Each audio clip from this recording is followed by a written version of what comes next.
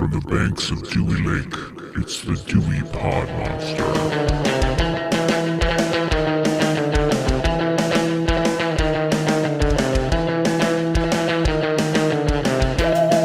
Welcome back. My name is John, and this is the Dewey Pod Monster Podcast. This is your weekly podcast about consumption. We are, of course, proud members of the You Run Podcast Network. You can find all of our old episodes, all of our upcoming episodes, and all of the other great shows on the You Run Podcast Network at yourunpodcast.com.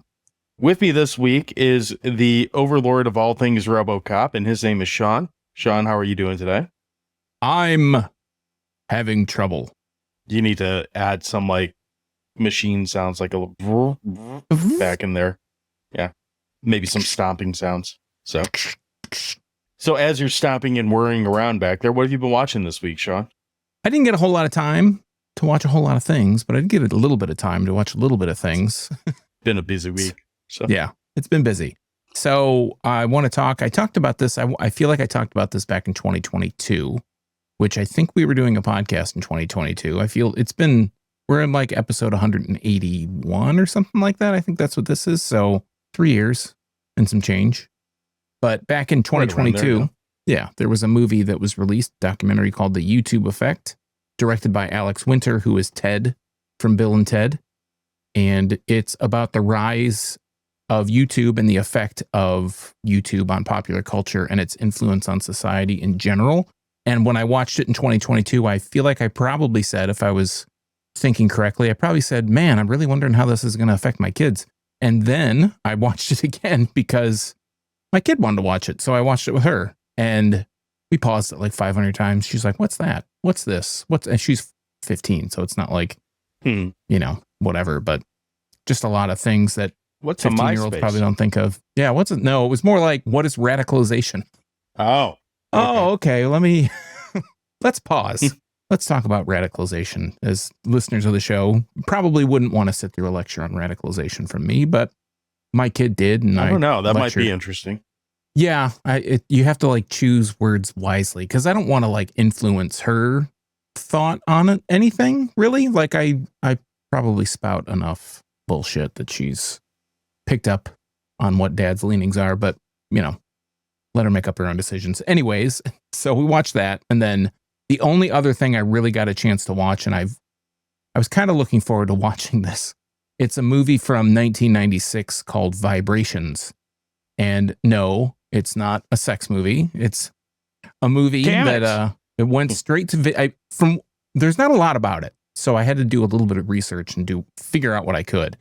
And it's a 1996 movie. I believe it went directly to video. It was one of the first movies that were ever like released on DVD, and it stars James Marshall. And James Marshall, if you've seen Gladiator, he's not Cuba Gooding Jr., but the white guy from Gladiator, and he was in Twin Peaks and a few other things. No, he was in A Few Good Men. Russell Crowe. Yeah. Gladiator, the boxing movie. It's supposed to take place. I think it takes place in Detroit. I think Gladiator. I think it's just called Gladiator. Before the Russell Crowe. I don't know that one. And the other person you would really know is Christina Applegate. She's basically doesn't wear a bra through the entire movie, or not very often. Oh, yeah. So that's a high point. But anyways, it's about James Marshall plays TJ Cray, I think his name is. They don't ever call him by his last name, but he is an aspiring musician. At the beginning of the movie, he's like this rock and roll musician in his band. They have a audition with an A&R rep in Philadelphia or something. He lives outside of Philadelphia, and he goes and visits his girlfriend, and he was up all night like practicing or something, and he falls asleep, and he wakes up, and it's like time for him. He has like limited time. Like maybe he's supposed to audition at 10 and it's 9 o'clock. They show the clock. It's 9 o'clock. He wakes up, he's rushing in his beater car in 1996. And these like drunken hillbillies basically pull in front of him, and they won't let him pass. And then they divert him from the detour because there's like road construction and all this shit. Anyways, long story short, they divert him from his path. They steer him down a different path than he's expecting to go. And they keep him in his car, and they're like bashing his car up. And they have one of those, like, it's like a bulldozer or a backhoe or something, but it has like one of those spikes that drills through like the cement, breaks up cement and stuff. And they end up breaking through his roof, and they crush his hands. and he screams, and then he wakes up in the hospital, and he loses his hands. Wait. Yeah. So they use a piece of machinery that is meant to go through ground and cement, and all they do is crush his hands with it. Well, they were like poking through his car, and they were poking through his hands the are the only thing that gets his hands. Yeah, are the only like thing he that has get his hands damaged, on the though. steering wheel, and the roof comes in, and it like cuts his. He doesn't have hands anymore. I watch the most interesting movies, John. I watch the most interesting movies. I'm fine with him not having hands. What I'm not fine with is that big fucking drill not doing any other damage. Like, it just stops at his hands.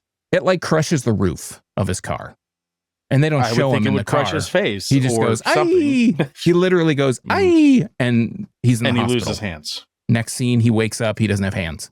So there's this whole scene. I gotta tell you, I think this whole scene and the medical interpretation of said scene, might be a little bit of bullshit. Might a little far fetched. You know, you're not buying Just a it, bit. Huh? Okay. Well, anyways, but that's he wakes fine. up. I'll get to that too. He doesn't have hands, and they put these like prosthetic hands on him, and there's this whole scene of him trying to learn how to use his hands. Well, his prosthetic hands, and he has to like, they're like a metal skeleton. He has to like bend them, and they're just in a fixed position.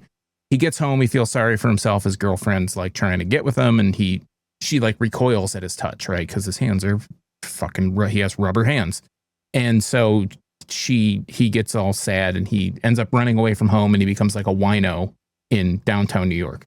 And one night he wakes up in this rave because he just goes in this abandoned warehouse, and he just falls asleep in this box, and he wakes up and there's a rave going on, and It's across the amazing. room, he's as you do. And so he sees Christina Applegate from across the room, and she's like, "Hey, are you okay? Do you need to get some air?" And he's like, and she points him outside, and he leaves. Well, later that night, she's accosted by these two toughs out in the street, and he wakes up and he defends her, and they stab at him, and they go through his hand, and they get freaked out and they run away. Well, he rehabilitates himself. All the people in Christina Applegate's building, she lets him start staying with her. And all the people in the building start to like, "Oh, hey, this guy, he's like drying out, right? He's trying to kick the habit." And long story short, because this has been extremely long, one of the neighbors is like a computer guy, and somebody else is like a artistic like sculptor. I guess all sculptors are artistic, but they build him these metal hands, and he's a musician, and another guy in the apartment complex is a musician. So he helps them like, "Oh, hey, this is techno music. This is like trance music. This is acid music." He starts playing all these different kinds of musics, electronic music, and he falls in love, and he realizes that with these metal hands, it'll record his movements of like what he taps out on a keyboard, and whatever. He becomes a famous like musician called Cyberstorm, and he starts touring the country, and it was really weird. It was really weird. The end of the movie is really weird because he runs back into the hillbillies are working security at his trance show, and things happen. Jesus. So yeah, I'm going to try and find a link to the movie. I couldn't like Wikipedia, we'll look up Wikipedia stuff on some of these movies, and Wikipedia had a whole like paragraph about the movie. Like there was nothing. Didn't say like any reception, didn't say anything about like, I don't know. It was very, very brief, but it was very fun and very stupid and very weird. And I would give it a hot dog. Yeah, so I only got a chance to watch two things, and they were both great. So John, sounds like it. What did you get to watch since the last time we talked just a couple days ago? Not a whole lot of greatness, but I mean, I got one I'll kind of haven't brought up yet, but you know of, and were giving me shit for watching. I watched a Godfrey Ho movie called Ninja Terminator, and I was interested in this movie because this man has a Garfield phone. That was enough to sell me on the movie. I'm happy to report that is one of the high points of the movie. Basically, this is just about some dudes and some ninjas chasing down like a magic statue, and a bunch of bullshit happens. This is as mentioned, it's a Godfrey Ho movie. It's very just schlocky. It's a lot like New York Ninja, but shittier, if that makes sense. Yeah, not entertaining. Moderately entertaining. So I can't, like, I can tolerate a lot of shit, and I can't, Godfrey Ho stuff, I can't get in, unless it's undefeatable. I really can't get into it. Too stupid in general? I just know that his production line was or is or whatever. I think he has passed away, but his production line is basically I'm filming 20 movies at once and I'm just going to cut those 20 movies into 20 different movies, but I'm just going to take parts of all of them. And it just never makes any sense. There's like basically 2 or 3 movies going on in every one of his movies, except for maybe Undefeatable and maybe one other Cynthia Rothrock movie that she might be in of his, but I just can't get with it. I mean, that's fair. And I'm not going to go and say that this is some like amazing movie, but I would give it half a hot dog and say if you like stupid movies that just have a lot of like, pseudo ninja shit in it, this has got that. So it's moderately entertaining for what it is, but it's a far cry from being some like amazing fucking movie. What I spent more time watching, and you'll probably give me a hard time about this because it's deserved. I have subjected myself to another Dexter series because apparently I can't quit this stupid fucking character, even though the show hasn't been good in like shit. If you're just going by time, like 2 decades now. Dexter Original Sin basically is trying to tell the story of Dexter, like basically right out of college as he starts killing people. It's okay. I would have liked it more if they didn't try to like retcon all the characters from the original series into it as like younger versions of themselves. Like they're not same they're not the same actors playing. Yeah, so they're not the same actors. They're all different actors playing everyone, but because they're playing characters that we already know, it just feels like everyone on the show, including how they dress, especially with like a couple people in particular, it just feels like they're doing a bad impersonation of these characters a lot of times. There's a couple of them that do it better than others. Like Christian Slater plays Dexter's dad, and I'm forgetting the actor who plays him at the moment. James Remar. Originally. Yeah, thank you. I mean, Christian Slater's fine in this role, but James Remar's better in the role. And I don't know, he's one of the only ones that doesn't feel like he's doing an impersonation of another character. But it also, because he's playing the same character, you're automatically comparing him to what you know of this character from the other however many seasons. And it kind of paints him as like a stupider character. I don't want to call him a good character because he does, like, the whole emphasis of the show is that, you never watched it, so I'll just say it briefly, is basically he teaches his son who he's a cop, and he teaches his son, who he figures out is a serial killer before he starts killing people, how not to get caught, basically. So the whole show is him he's like a serial killer superhero. He only kills people that are like bad by his like code or whatever. It's very convenient in pretty much every episode. And the more I watch of this show, like in any iteration, the more I'm like, that's fucking convenient. And they seem to like paint the show in a way that if you're a bad guy that ends up getting killed by Dexter, like no one fucking looks for you ever, period. Like no one, you disappear and that's it. And I understand that the premise is that, they've either get off of whatever crime they committed through some loophole in the law or whatever. I understand that. And that's kind of like, it is a good premise. Like I liked the show for what it was to begin with, but the more it goes on, the more it just feels like lazy. And like I said, there's so many people over the course of these, it's probably 10 seasons of TV now, that it's like, yeah, like they got off of said crime, but there's still a fucking body missing. Like there's a dude in this one that he like owns a block of like shit. Like, I'm assuming he's like slumlording and like all kinds and, loan shark and all kinds of stuff like that. Like, I think if that guy just fucking disappears, even if he's a bad guy, someone might notice. So it's, it's better than I expected it to be. Like, they didn't do the thing that this show has. This show has a really big problem with like ending a series. Like they have no fucking idea how, like they fucked it up every time, but they do pretty good at leaving like a cliffhanger ending.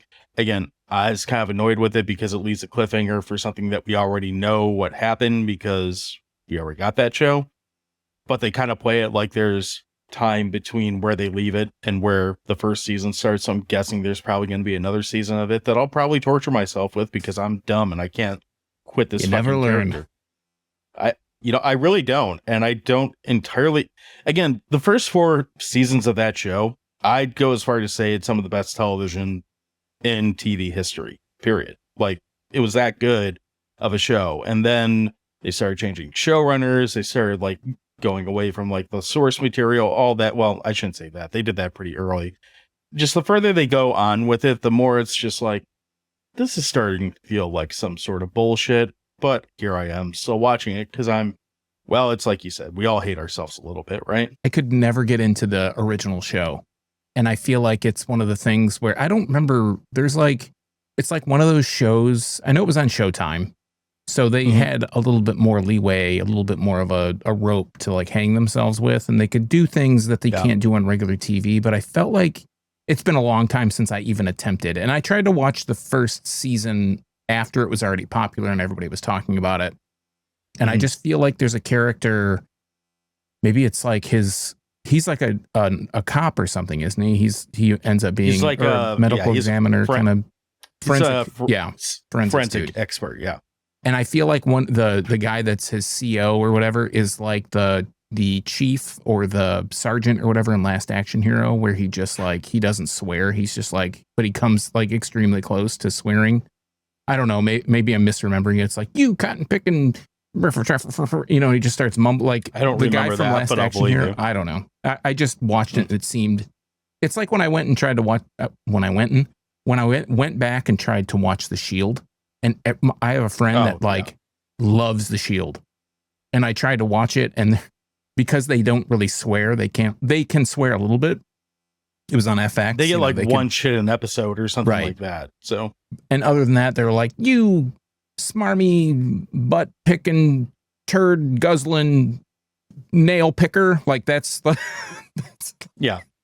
the insult they can use. And I just was like, this is a show for babies. I can't watch this. Like, you got to come real, or do something that's not so obvious that you can't do what you want to do. I don't know. Yeah, I remember, I think I only got like 2 seasons into that show. And I remember when The Shield came out, it's like, oh, it's the edgiest fucking edgy show in all of edging. It's like, if you're an edgelord, you better watch it. Jamie and Leon of cop shows. Yeah. And it's on TV.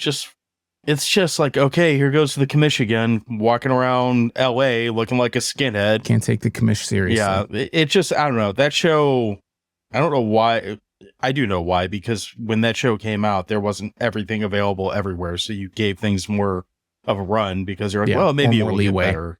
Yeah, I don't think like the two shows are really comparable. Like, again, Dexter was a good show for a while there. At least I thought it was. Mm-hmm. But yeah, it's fallen quite a bit. But like I said, I keep going back to it because it's available and I don't have anything better to do, apparently.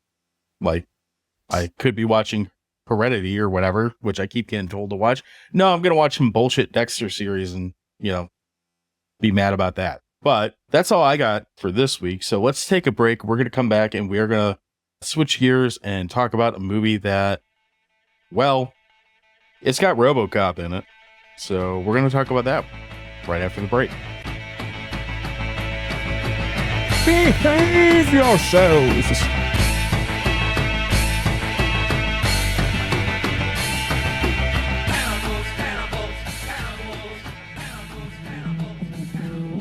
Hey folks, Sean here.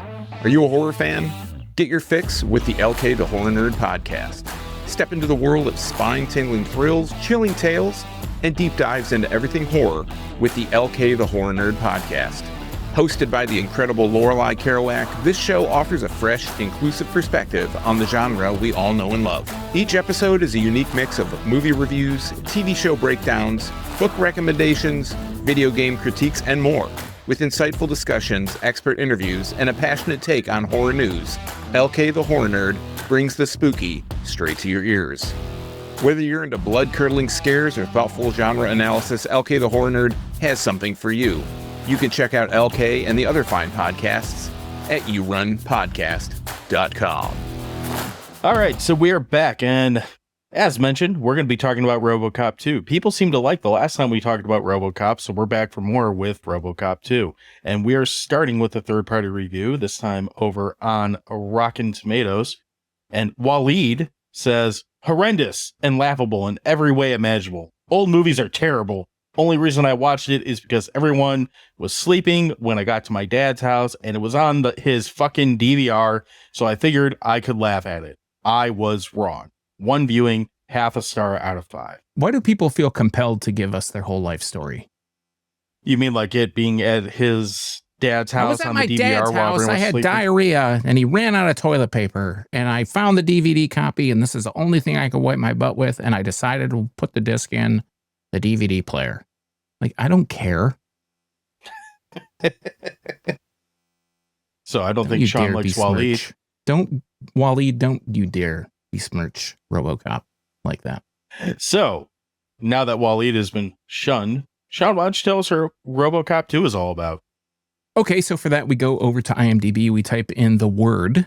There's 2 words, a word and a number, Robocop, and then the number 2. And that pulls up a 1990 flick that's rated R that clocks in at an hour and 57 minutes. It gets a 5.8 out of 10 with 97,000 ratings. And we go to the storyline or the plot. We never know which one's first or on the top, but they wouldn't put it on top if they didn't want you to read it first. This one says, Robocop returns to protect the citizens of old Detroit, but faces a deadly challenge when a rogue OCP member secretly creates a new evil Robocop 2. And then if we scroll on down to the storyline, that would make the other one the plot, maybe. It says, and this one's care of Aldo Della Rocca, not related to Zach Della Rocca. It says, after, at least not as far as I know at least, after a successful deployment of the Robocop law enforcement unit, OCP sees its goal of urban pacification come closer and closer. But as this develops, a new narcotic known as Nuke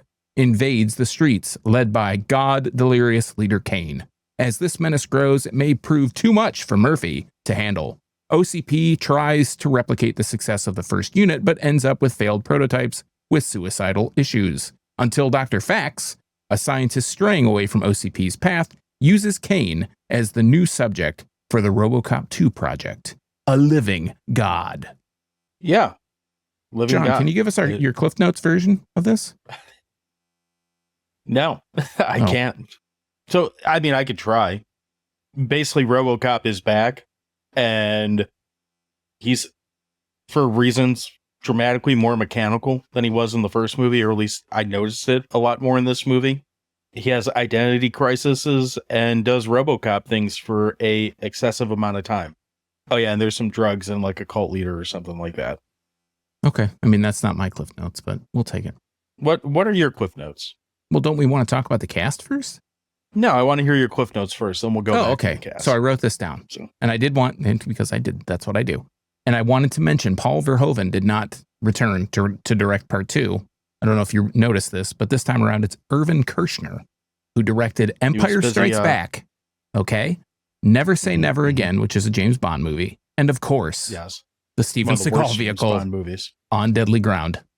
And the original director was busy making Total Recall, and apparently they wouldn't let him finish that to make this movie. They wanted to rush this, which is why we got, what's his name, Irvin Kershner. Yep.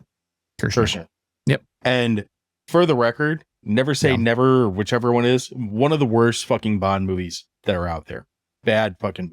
Who was the Bond in that? I believe it was the last one that Sean Connery was in. Okay. Yeah, I wasn't sure if it was a Dalton or a Connery. Okay, anyways. Or maybe I'm thinking it might be Never Say Never Again. I don't know. Anyway, it's a bad movie. And bad takes all around here, John. Jesus Christ. Yeah. Anyways, it's a rough day. So. My Cliff Notes version, and I wrote this down, so I'm reading this. Nuke is a new drug on the scene. It's like an analog to crack, and it's starting to take hold of New Detroit. In the backdrop of a drug war, the police are on strike, leaving only a few police and Robocop to take care of the situation. Meanwhile, OCP has their own design for the city and want to cripple the police and Robocop to create a city and a Robocop of their own.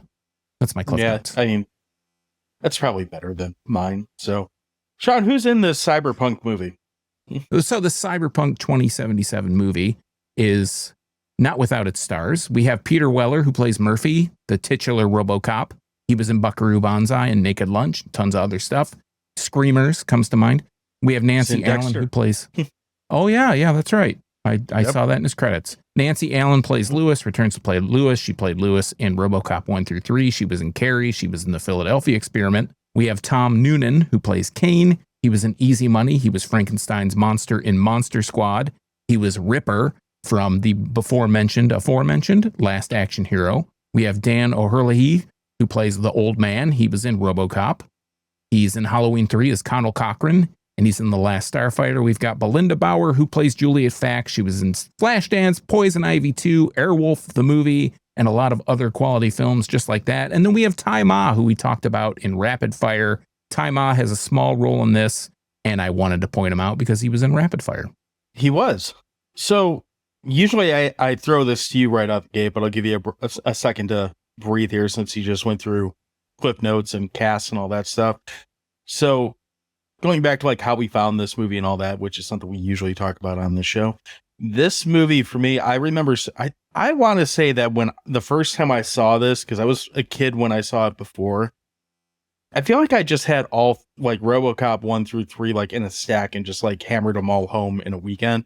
I know I've seen this before, but to be perfectly upfront about it, I kind of blended 2 and 3 together. Like RoboCop 1 is it's part of the series, but it kind of feels like its own thing. And 2 and 3 have a lot of similarities in tone. And I think because I don't go back to them as often, I'm sorry, I think I just kind of blended 1 and 2 together. Like I didn't have a whole lot of like differentiation between them in my head for whatever reason. The only reason why I know they're different right now is because I've watched RoboCop 3 within the last year, like more recently than this. Yeah, it's been a while since I had watched this one, and we'll get into my opinions about how I feel about that in a minute. Sean, how about you? What's your history of RoboCop 2? So I saw RoboCop 2 in the theater. As we mentioned with Rapid Fire, I saw it with my sister. We were like hardcore waiting for RoboCop 2 to come out. And yeah, we went and saw it in the theater. I've seen it several times. Okay. I don't know how much more you want me to get into it. I am like offended to the core that you would group RoboCop 2 and RoboCop 3 together, because RoboCop 3 is its own mystical, special little animal on its own. No, I'm kidding. I'm not really offended, but RoboCop 3, because I think because I was of an age, like this came out in 1990, I was 13 years old. So RoboCop 3, we'll get into that if we ever do talk about RoboCop 3, which I think we should. Because we will. It'll be a fun episode. But RoboCop 3 to me was like the video that a kid in high school that his parents owned a video store or whatever gave me a bootleg copy and I watched. That's the only time until the time that I actually watched it with you this year that I had ever seen it, because I just totally wrote it off. But RoboCop 2, I have good memories of. In fairness to this movie, or maybe in disservice to this movie, I don't know. I don't think I would say that they're the same movie now. I think I'm saying that from like just over time, 20-year-old, like memory. Like I think if I were to like compare them now, there's probably quite a few things that I could use as a reason why they're different for a whole bunch of reasons. I'm just saying like before this year, they were just kind of in this RoboCop bucket together. And I still haven't seen the remakes, so we'll cover all 4 of them at some point. So let's get into RoboCop 2, and we'll start with some of the stuff that we like, as we usually do. We want to lead positive, because why not? Right out the gate, I really like some of the stunt work, especially like I love the scene when RoboCop gets run the fuck over, and then some dirt biking dickheads or whatever come along and use him as a jump, and he just grabs one by the like fucking chassis of this bike and like whatever, and catapults this kid backwards and then proceeds to steal that whole sequence. I don't think it's supposed to be funny. I laugh at it every time I see it. So it's his Terminator 2 moment in a way. I mean, it kind of predates T2, but yeah. I also thoroughly enjoy him interrogating the shit out of a corpse. I thought that was pretty good, although it's gonna kind of lean into some of the mixed things because there's some tonal confuse. Like I feel like this movie's confused at a lot of points as to what it's trying to be, but we're not there yet. I do find it funny when he's interrogating a corpse that he shot, and I think it's funny too. I am kind of pissed that I cannot find a Motor City Muskrats baseball shirt, because I was ready to buy one twice this weekend. And Cafe Press, what the fuck? How come you people don't have Motor City Muskrats shirts available for me to buy? How about you? What are some of the things you like about this movie? Well, I want to kind of explain the tonal shifts, but I'll hold off. I have a lot of likes with this movie. I mention it in every movie it comes up in. I really enjoy the fact that in the 80s and 90s filmmaking, as Army surplus store can hold like an anti-aircraft missile. It holds like they have a tank in the back. I mean, that doesn't come out in this movie, but you feel like there could be like a Harrier jet or something that they have the keys to. You know, they have every kind of gun you could ever think of, and bazookas and whatever. And of course, like every time this movie starts, so the movie starts in this, it's like an ad. It goes back to the satirical ads from the first movie. It has its own ad. But when we first see Robocop on screen, he shows up in this like epic way. They start playing the theme. He steps out of the car is all blown up and he kind of comes out. And when they play that like Robocop orchestral score that they have,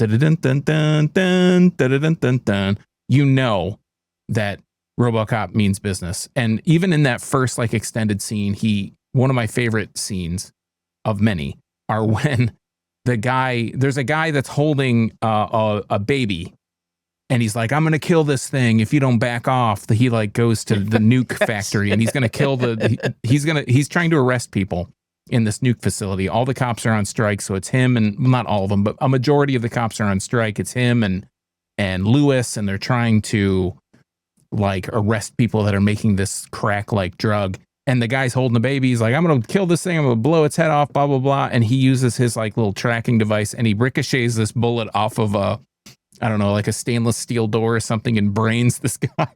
Yeah. That's like, what With a someone great there scene. to catch the kid like perfectly too. That's Lewis is there. That's what Lewis's purpose is in this scene, is to catch this baby that's about to have its head blown off. I think, and it's like very obviously a doll. So that's a big high point, like right off the bat for me. I want to say, if you like the ads and the cynicism of the first movie, specifically the cynicism in the ads of the first movie, it feels a little more try hard in this one. It's not so like effortless, but they do it more. And they have a few of those. And I really enjoy like the different go rounds when they show the iterations of the Robocop 2 that they're trying to come up with. OCP on its own is trying to come up with the Robocop 2 because Robocop was such a success. And the Robocop 2s, they just kill themselves. Like however they can, like the one rips its head off and it's just like this bleeding funny, skull actually. it's just this screaming skull that's like, put me out of my misery. You know, they just like, one of them blows its brains out, you know, just stuff like that. I think there's a scene where they interview the focus groups about Robocop. It's the original Robocop. They're like, what does Robocop not do? And the people are like, well, he doesn't come and he never like shows off the good things in the community. He doesn't come and like, I don't know, he doesn't blow up balloon animals for the kids. Like, it's just a totally unrealistic expectation of Robocop is like the Terminator, but he's from the first movie, but he's a good guy, right? He's on your side. He's there. He's basically a walking tank that's going to kill anything that it can.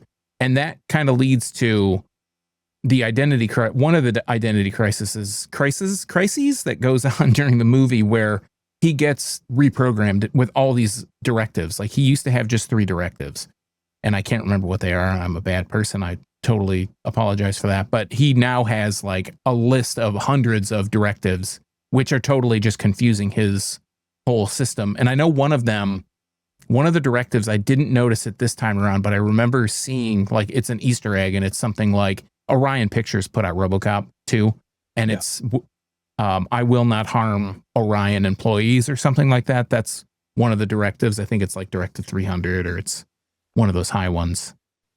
I do really like how Robocop eventually reprograms himself again. Yeah. I thought that's pretty funny. I love scenes where stunt people in a movie this is dark, but you can tell they're almost killed, like in the line of making these movies. There's a scene where the truck drives through the party store, and there's just, it's like a bar or something, and the guy that's the bartender in the bar is almost certainly killed in this movie. Like, he looks like he just narrowly escapes getting run over by this huge truck.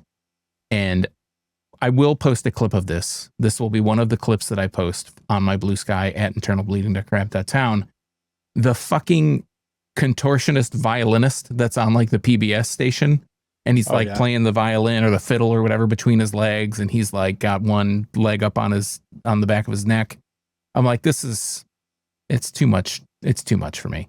And I the last like that I'll mention, because there are like a bunch. I didn't think I was actually going to get through this many. I thought you'd cut me off, but OCP cops, the OCP cops, not the actual Detroit cops, but the ones that are on the OCP payroll or the actual OCP enforcers look like Nazis.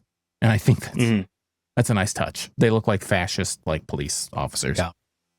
So I'll let you talk. You talk all you want. I'm not mad about it. I should say I really like the mayor of Detroit in this, Mayor Cusack. Like, he's only on screen for maybe like 2 minutes total, like a broken 2 minutes through this 2-hour movie. But every time it's always some like candid, like, we're catching the mayor outside of city, wherever the fuck he is, and interviewing him on the spot. And he's always pissed off and yelling. And he sounds very stereotypical, I think you could say. That's probably fair. But he plays it really well in this. And dude looks like he's maybe 30 in this movie. Like, he looks young for a mayor. Maybe it's because the only mayor of Detroit that I've seen that looked young didn't have the best track record. To put it nicely. Not the best. No. But I did find the interpretation of the mayor in this movie to be pretty fucking entertaining. So now we can move into stuff that we're kind of mixed on. And I think the biggest thing with this movie that makes it kind of, I don't want to say it's bad, because this isn't a bad movie. Like, there's plenty of things that will keep you entertained in it, but it does have some things that are not done fantastically, I guess you could say. I feel like this movie doesn't know what audience it's going for. Like, there's a major character that's a bad guy that's a child, which could be interesting, except it feels like there's a lot of things in this movie where it feels like they're taking this very R-rated movie, and if you watch the first Robocop, it's gritty and it's telling a story in a much more adult way, not porn intended. Just like, you're not selling this to kids, even though we're making NES games and toys out of it, because it was, the 90s and the 80s. That's what we did. This movie feels like, the best way I could say it, if Gen X was a children's movie, it would be Robocop 2. Yeah. I think that's the point. Well, it is, but it just kind of fucking plays weird to me. Like, it's not, I don't know. This probably goes into the fact that this is a 2-hour movie, and I think if you could find a way to kind of trim off about a half hour of this with a lot of the, the Robocop PSA stuff doesn't need to be in there, although I like him interrogating a dead body. That probably doesn't need to be in there. There's a lot of stuff that they kept in this movie that I feel like if you had just kind of edited out probably about a half hour of this movie, it probably would have been tighter and told a more, I don't know if more entertaining, but a more cohesive, easier to follow story than what it does in this one. Because I watched this twice, and I still feel like I don't know what the fuck exactly happened in all this movie. I know there was a drug cult or some shit. Halloween 3 is here, and there's a whole lot of people getting shot at. So it works as a Robocop movie in that sense, but I do feel like it's got a little bit of a identity crisis going on with it, that it doesn't know what audience it's going for. And by losing the grittiness that the first one has and almost moving it, and I know Frank Miller had a hand in this too, and they made a comic book and all this, but it feels more like a comic book superhero movie than it does a Robocop movie in some instances. I will agree. I will begrudgingly concede the point to you that yes, it does. Like, I didn't, even watching it this time, I was like, man, this really feels like they're trying to make Robocop a superhero. They try to do it even more so in the third movie. And I mean, right. We'll talk about that when we get to it, whenever we get to it. But I think the thing with this movie, and I didn't, until you kind of said it, I didn't really take it into account, is that it is so much more polished than Robocop 1. Like you said, was a gritty movie. It's like hardcore, and then this one, it feels like they sanded a lot of rough edges. Even the suit has this really weird, like pearlescent kind of sheen on it, which gives it made from different material. But this one is a fiberglass suit. Oh, is it? This one's fiberglass. They said the first one was like a mix of plastic and steel parts. They changed it so that Peter Weller wasn't miserable in it. I guess he was still miserable in it. Yeah, I mean, he's not a huge guy, but he comes across because of all the prosthetics and all the suit and all all the costuming looks a lot bigger. But this one, like the original Robocop suit looks like a pale blue, like a metallic pale blue. And this one, like I said, it has like purple tones and this pearlescent kind of finish to it. And it just looks weird. I thought it looked weirder how, like, and again, it's Robocop. He should be a little robotic, but I felt like they really emphasized his like robotic movements in this compared to the first movie. Like, it's there in the first movie, but I feel like at times in this one, it's almost distracting. Like how much they're really trying to be like, robot stuff. Stomp. You know, it, like I said, it's just like the volume is up on, if Robocop is a band, it's like his feet are the drums and his arms are the guitar. And they're like, turn those up to 40. And then his voice, the vocal monitor, they're like, put that at like 10. And that's kind of, I don't know. It just overpowers certain scenes in it where it's like, all right, I get it. He's a fucking robot. No shit, he's a robot. Yeah, I mean, Right. I'm not here to fight with you because I think we have very different opinions on this movie. But I can take. I'm not trying to shit on this movie. Why either. are you like, shitting I'm on not this trying movie? to- Why are you trying to make me mad? You know, like I'm what not, the fuck, actually. man? No, I know. I can, you know, because we're adults. I can concede. Like I can see your point of view. I might not agree with it, but I can That's see your fine. points. I can see your points for sure. That's what makes us civilized. Are we? So, Yeah, it's debatable. you got anything that you're kind of in the middle of the road on with it? No, I think I'm pretty much binary. Like I have likes and I have dislikes. I don't really have much in between. What are your dislikes? We're going there now? Okay, well, Go you for brought it. it up earlier. I really, really, really dislike the character of Hobb, which is the kid. Not that I don't like him. Not that I hate him. Not that I dislike the character. I don't like the character because he is such like a hateable character, the kid, Hobb. Yeah. Like he is, I don't know, he's really integral to this whole like drug that they're pushing. And I always, even the first time I saw it, I was like, I want Robocop to just blow this kid away. Like, and he won't hurt a kid. And the kid and Hobb realizes it very early. Like the first time we see Hobb, he realizes that Robocop will not hurt a kid. But I never wanted to see a kid die as much as in a movie, of course, as much as I wanted to see Hobb die in this movie. And I mean, you know, spoilers, he does, but it's not because of Robocop. There's a scene where Robocop finds the factory where they're making the drug, where they're making the nuke, and he kind of rolls up to the front gate and he breaks the lock and he drives in, but the car explodes and somebody comes out to inspect it. No Robo. How did he get the car to go in and stop? I'll tell you what, Ford Tauruses are not driving through anything, and they drive through everything in this movie. There's nothing that ever wanted me to drive a matte black Ford Taurus more than this movie. Watching it specifically this time, I'm like, I'm getting a matte black Ford Taurus, man. I mean, as like is probably 70% of, you know, people in our age group. I had a Taurus when I was a teenager. It did not look that matte black at all. It was I wish I that did. hideous Never had fucking one. aqua color. Yeah, it was not a great vehicle, but that's beside the point. I want to say that while I think that CGI Kane head that shows up on the screen is amazing, it reminds me of Richard D. James, which anything that reminds me of Richard D. James is good in my book, aka FX Twin. The overall design of RoboCop 2 itself is one of the most ridiculous things I've ever seen. I don't know if I love it or I hate it. I'm kind of like, I guess maybe I mixed on that. That would be the only thing. The lack of a face I find disturbing. It's basically like a wedge that can open up and a screen comes out of it.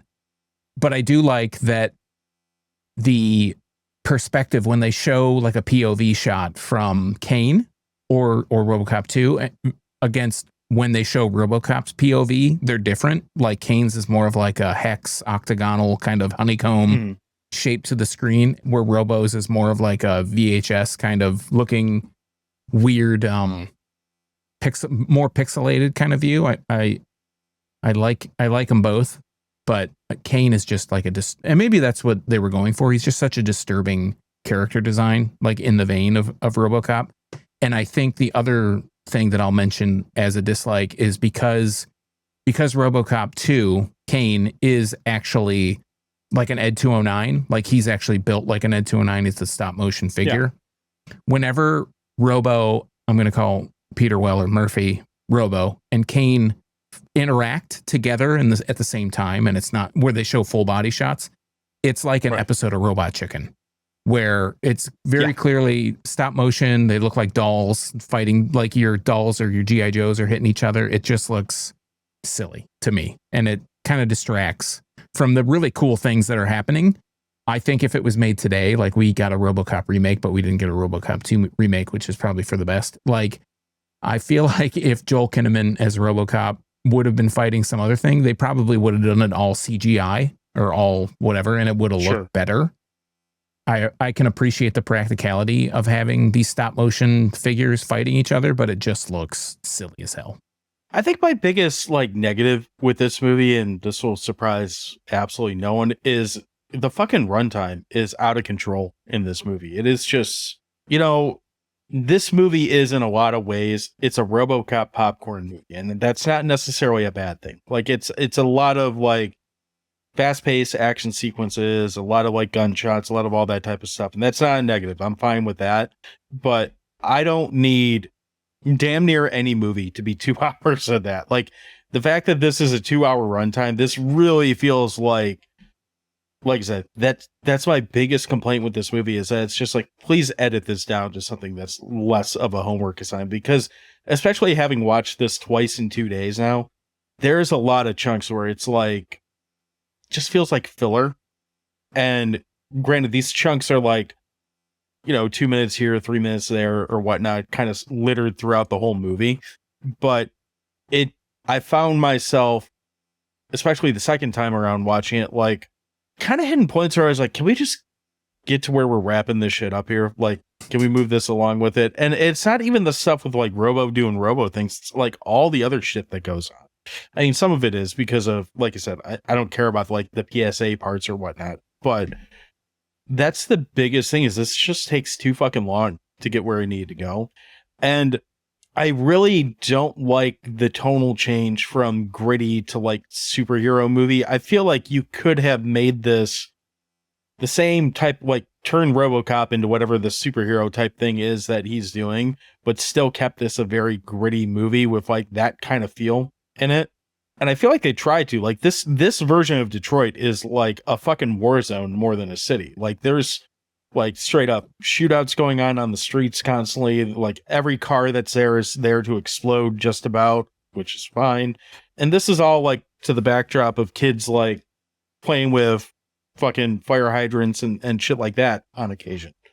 I would have liked this a lot more. Like, even if they kept the 2-hour runtime and kept everything the same with it, if they could have just kept that like grainy, dirty, gritty feel, as opposed to making things like, we're going to make it vibrant and shitty. Like, I don't know. That just doesn't sit as well as what we got from the first one to me. And I don't know that it's entirely fair to compare this to the first movie. Like, I almost feel like that's a cop-out, but it's also a sequel, so you kind of have to.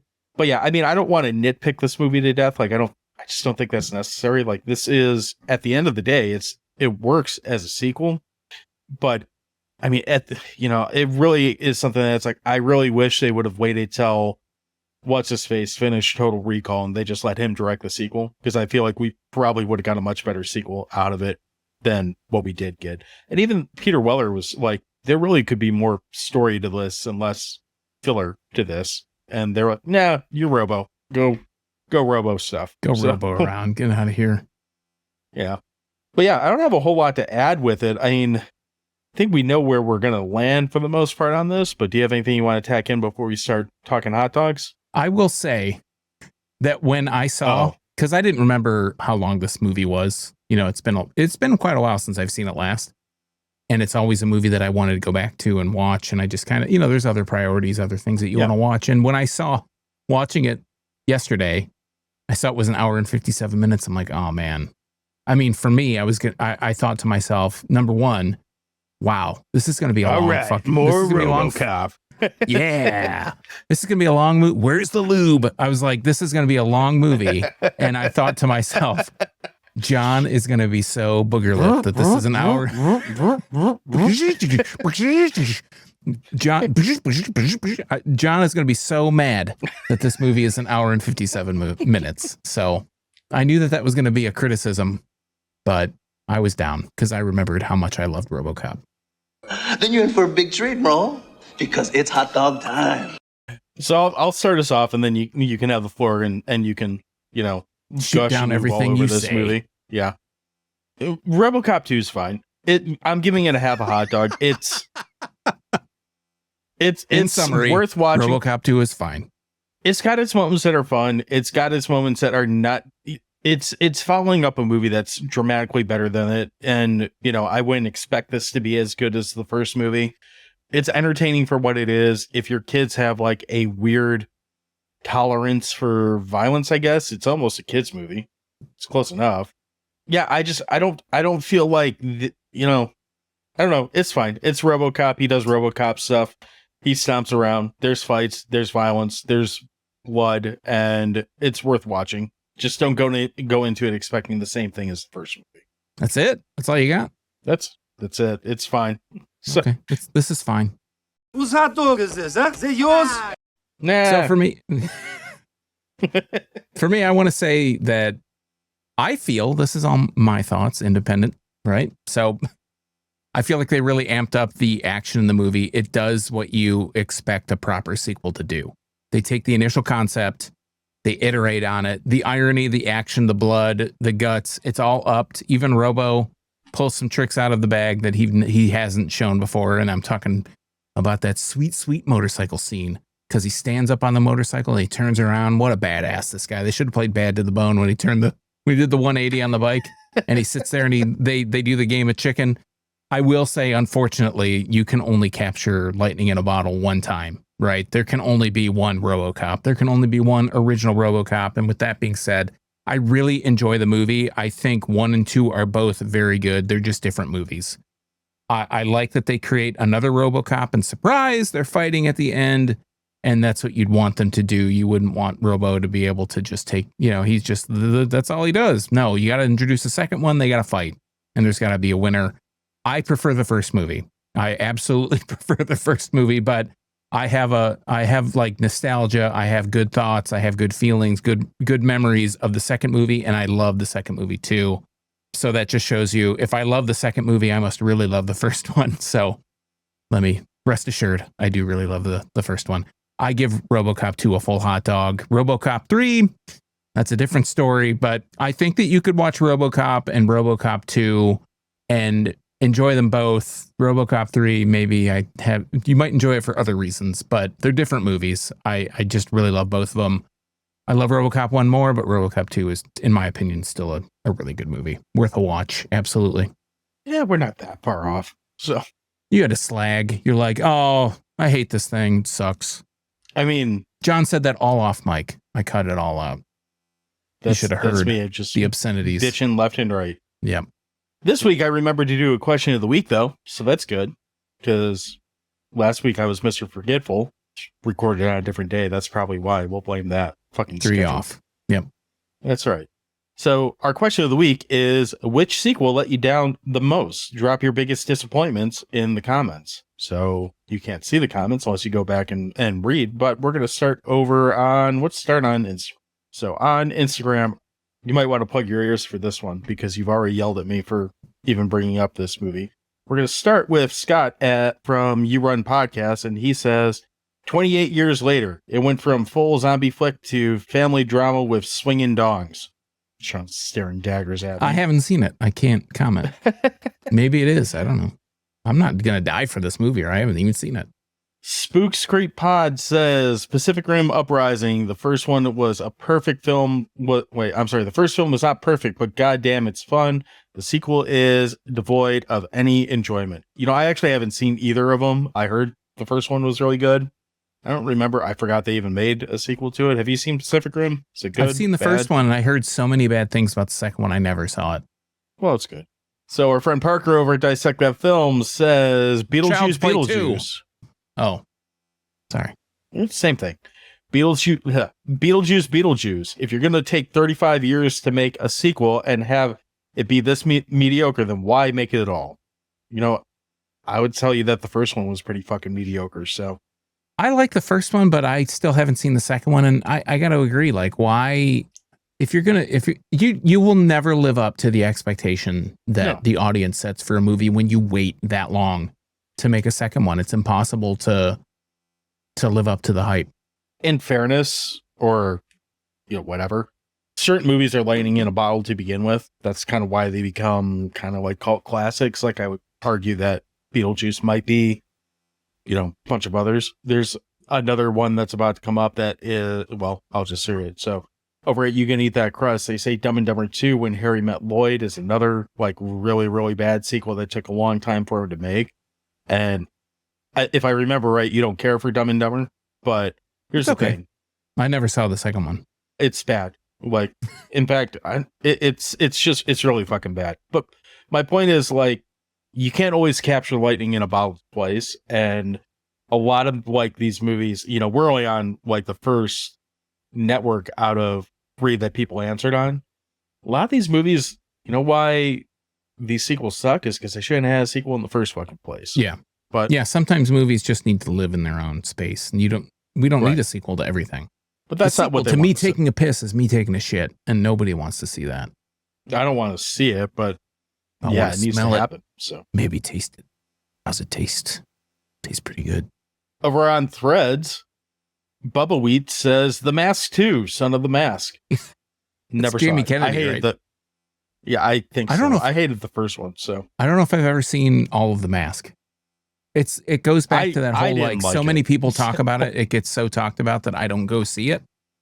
And I think that The Mask fell into that category for me. Jim Carrey is very much one of those actors, or was one of those actors that can just be too fucking obnoxious for me.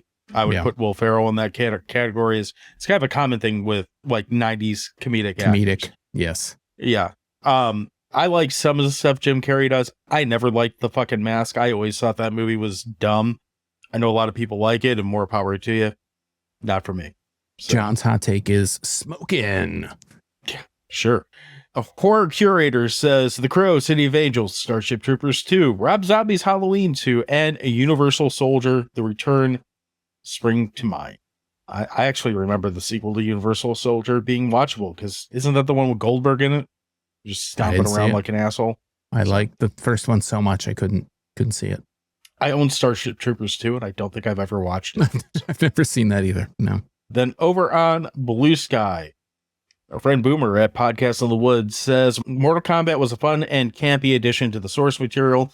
Mortal Kombat Annihilation was a boring failure on every level and deserves to be endlessly mocked. Everyone who had a hand in making that film should hang their head in shame. Okay. Yeah. I'm not that passionate about Mortal Kombat movies, but I'm right there with you. Fuck the those first people. one was really good. And the second, again, it's kind of like the lightning in a bottle thing. Like you try and do it again and it just doesn't work.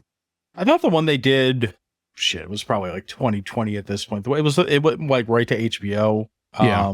Might have been I heard a it was COVID decent. movie. It was But I thought they used one of the mean, characters as like, it wasn't a character in the game. It was like a character that was supposed to, maybe I'm thinking of the games because there's been so much Mortal Kombat shit.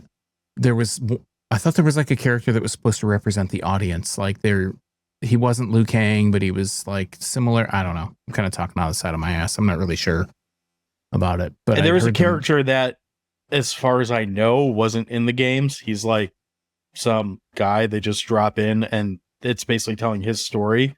But I haven't played a Mortal Kombat game in like at least 30 years. So for all I know, he's like the character of these games. I don't know.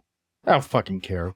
Last, the other guy at internalbleeding.crap.town says Dewey Pod Monster 2. There is no Dewey Pod Monster sequel, so I don't know what this asshole's Yeah, on what a about. fucking idiot.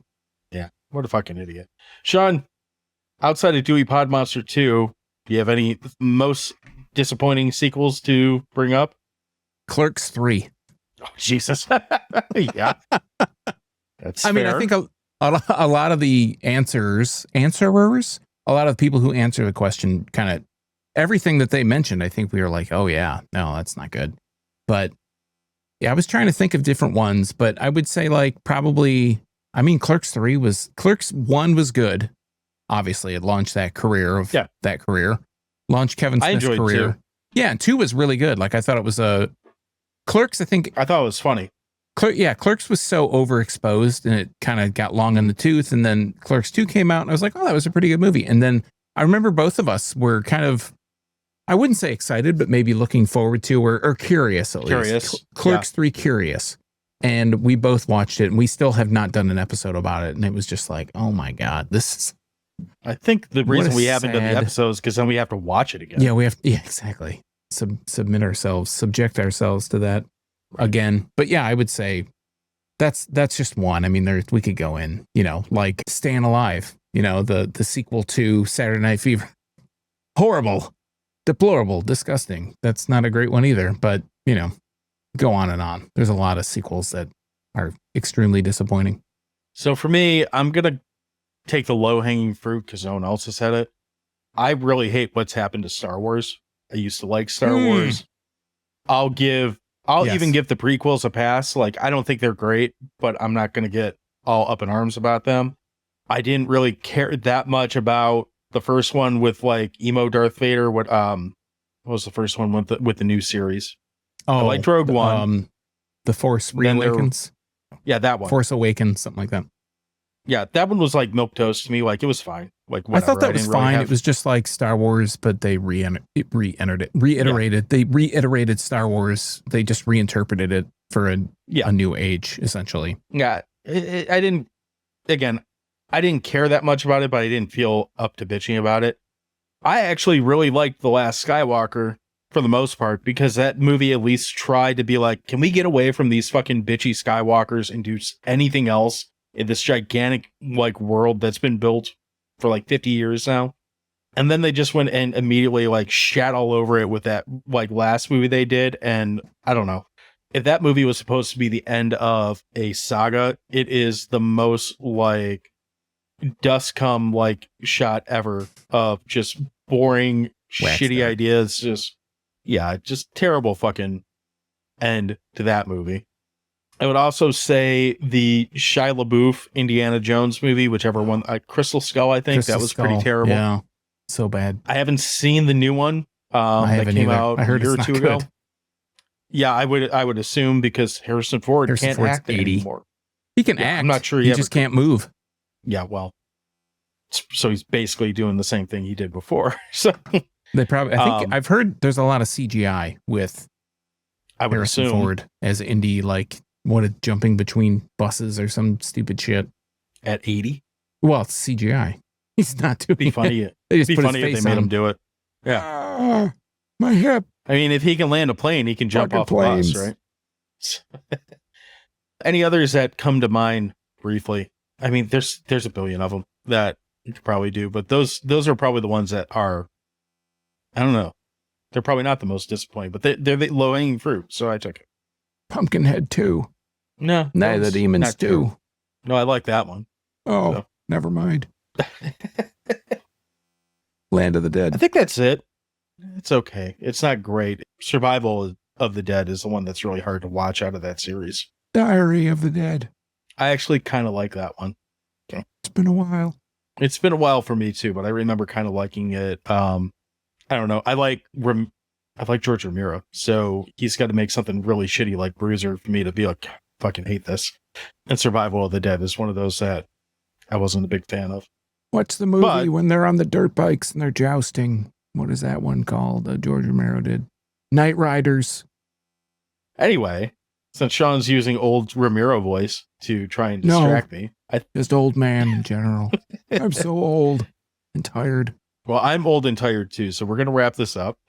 If you'd like to follow us, we would appreciate that. You can follow us on any podcast platform. Just search Dewey Pod Monster. While you're there, if you want to leave us a rating or a review, that would be very appreciative.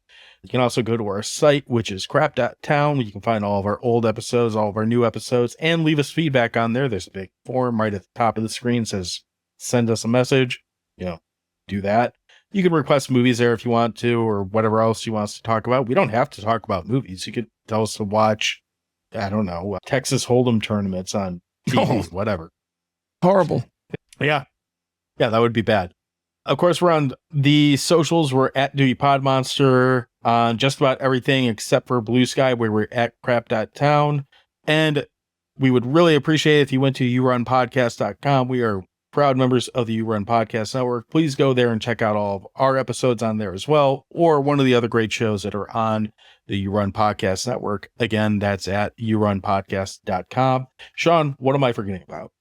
I was going to say, if you want to answer the question of the week and have your answer read on this here show, you got to go to the places that John cares about. And those are all the social media networks. You can find us at Dewey Pod Monster. You can find us on Blue Sky at crap.town. If you want to watch or find out about any of the things we talked about on this episode, they will be linked in the show notes. If you go to the show notes and you see anything on there, you can click it. It'll take you to it. We try to provide free links. Most of them are free. Once in a while, we'll try and we won't try to, but once in a while, we'll have a paid link. It'll say Amazon next to it. If you click those are affiliate links. We'll get a small cut of anything that you purchase from those links. Other than that, you can find me and all my stupid movie talkings about at internalbleeding.crap.town on Blue Sky. I post little clips. If you want to see a little clip of the movie Vibrations and James Marshall trying to use his rubber hands, you can find that. That'll be on there. You can find a clip of Time Stalkers or whatever the movie was called that I talked about last week, of William Devane and the time traveling and the car doing a cartwheel and ass over apple cart. And you can find those on Blue Sky. I'm exclusively on Blue Sky. If you want to also help the show, tell your friends about it. Leave a review on the podcast platform of your choice. Give us 5 stars. You can give us 5 stars and say we suck, but give us 5 stars. That helps reach a broader audience and gets more listeners in, and we can talk about cool stuff. I mean, not that we don't talk about cool stuff, but we can talk about cool stuff, and it's like hit and miss. Yeah, no, it's all cool. Well, By the way, sometimes if we you talk want to about the follow manipulator. By the way, if you want to follow Sean on Blue Sky, it's at internalbleeding.crap.town. Didn't I say that? You did not. Oh, yeah, I'm on Blue Sky at internalbleeding.crap.town. See, Tom all that said good it. stuff. Yeah. So that's it. That's all we got for this week. We will be back before too long, and we're going to have a guest on and talk about something totally different than Robocop. Like, probably the most different thing that we've talked about since, like, I don't know, Fat Guy Goes Nutsoid, Linnea Quigley's Horror Workout. A total genre change coming up. We do that all the time. Yeah, what the fuck? We'll be back next week. Still up, Butthorns. Bird season's over, Butthorn.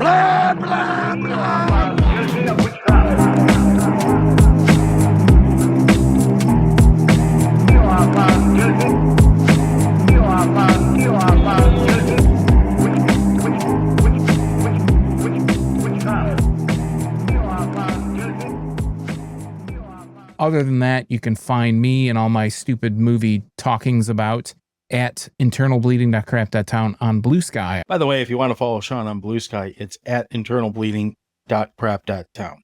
Didn't I say that? You did not. You can find me and all my stupid movie talkings about at Internal bleeding that crap that town